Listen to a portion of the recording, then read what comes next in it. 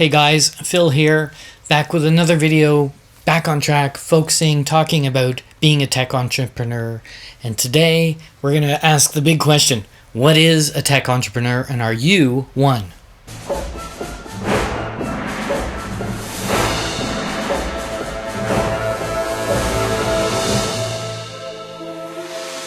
So let's talk about tech entrepreneurship.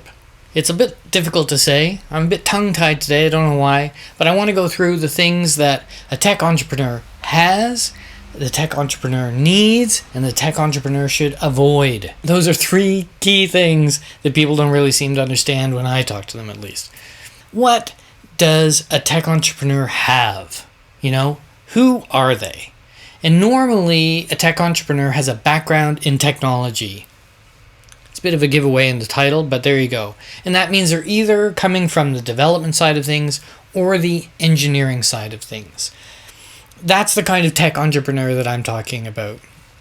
There is another kind of tech entrepreneur that has an affinity for that and is kind of the partner of the person who has a technological background, but I'm not that kind of person, and that's not really who I'm talking about in these videos. I'm talking about people like me.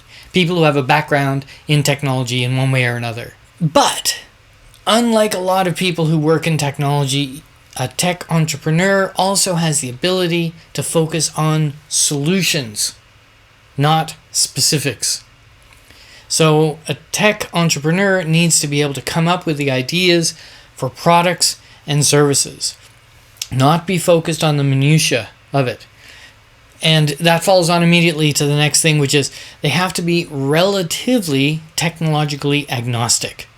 In other words, you can't be doing something just because, I'm an expert in writing in the Rust programming language, so I'm going to develop a product that is in Rust, whether Rust is the right thing for that or not.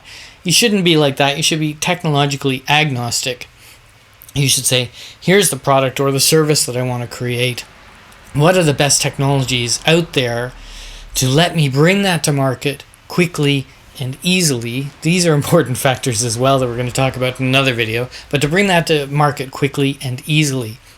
Not, I have this quiver in my... No. What is it? I have an arrow in my quiver? Is that it? I'm not up on my archery terms, but I have an arrow back there, and that's the thing I'm going to use to deliver this product, whether that's the right arrow for the job or not. Really important thing, I think, that people have to be technologically agnostic. As within reason. Of course, you have the tools that you use, but you should be able to choose from those tools. And finally, you need to have knowledge of a sector. Again, this is why I'm going to talk about this in another video, but this is why I think it's actually kind of important to get a job and not just immediately start out on your own unless you have knowledge of a sector and knowledge of a sector that needs your product or service. If you don't have that, if you don't have anything specific, that you've had experience with, then you really need to partner with somebody who has some kind of domain knowledge, some kind of sector knowledge. And, that's how I kind of started out, is that, my first company, it was mobile phone gaming, and I wish I had one of those phones. Anyway, mobile phone gaming. I didn't know a lot about gaming. I knew a lot about writing software, so I didn't know a lot about gaming, so we kind of partnered up with some people, and then I learned how to write gaming, and I was writing the blackjack and the poker. Man, I know a lot about it. More than I ever wanted to know about blackjack, I know now. But, so you build up that kind of sector knowledge over time, or you start out with that. So if you know something about riding bicycles, maybe you can come up with a tech entrepreneur product or service for people who ride bicycles. If you know something about selling on Amazon, maybe you can come up with those kinds of things. Or partner with somebody who does. You need to be able to see the gap in the market to create the product and the service. So that's kind of what a tech entrepreneur has. The second thing is, what does a tech entrepreneur need? Because, we may look like complete people, but actually we're not. We always have parts of us that are missing as far as creating a company goes. Normally, in my experience, almost every tech entrepreneur I've ever met that comes from the technological side needs marketing. They don't understand marketing. Rarely have I met somebody who can do both. So you need to partner with somebody who has marketing experience, and that's where I'm talking about these needs. So you need to have somebody on your side in marketing, and you need to have a strong support network.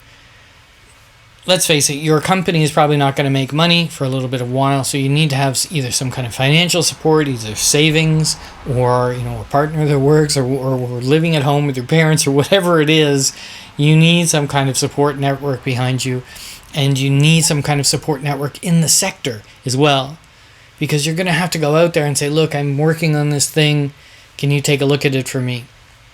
These are all really important needs that you're going to have. And then finally, I want to talk a little bit about the things that you should avoid as a tech entrepreneur. And these may be self-evident, but people in the heat of the moment always kind of forget about them. When you're building your tech entrepreneur company or idea, be aware of overlap. A lot of times I meet a group of developers, like 3 or 4 developers, and they're working on this tech product together. I don't really see the point of that. Unless you have a very wide-ranging technological product, something that covers a lot of disciplines in there, one tech person should be able to do it at the start. That's why, you got to keep small, got to keep lean. One tech person, one marketing person. That's what works best in my opinion. And then other support people as you need them.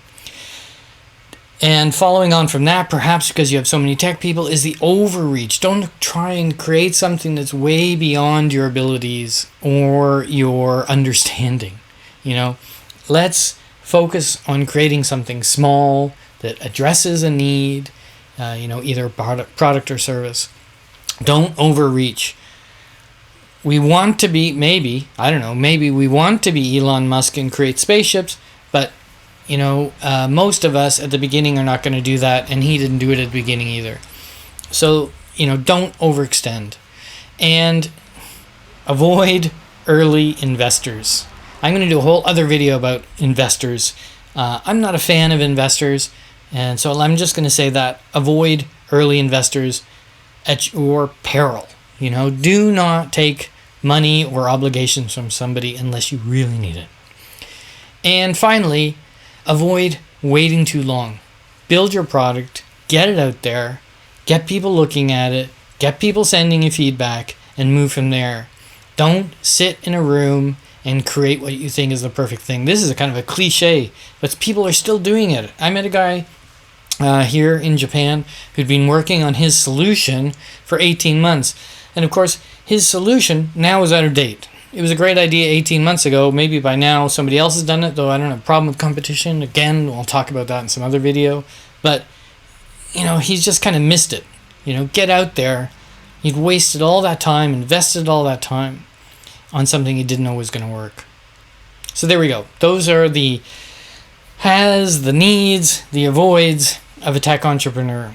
If you're a tech entrepreneur, drop me a line, ask, or if you want to be one, ask any questions, whatever it is. I've been doing this for 20 years, running businesses, and I've had my luck and my share of bad luck and good luck. Anyway, drop me a line, subscribe to these videos, and get more information about being a tech entrepreneur. See you soon.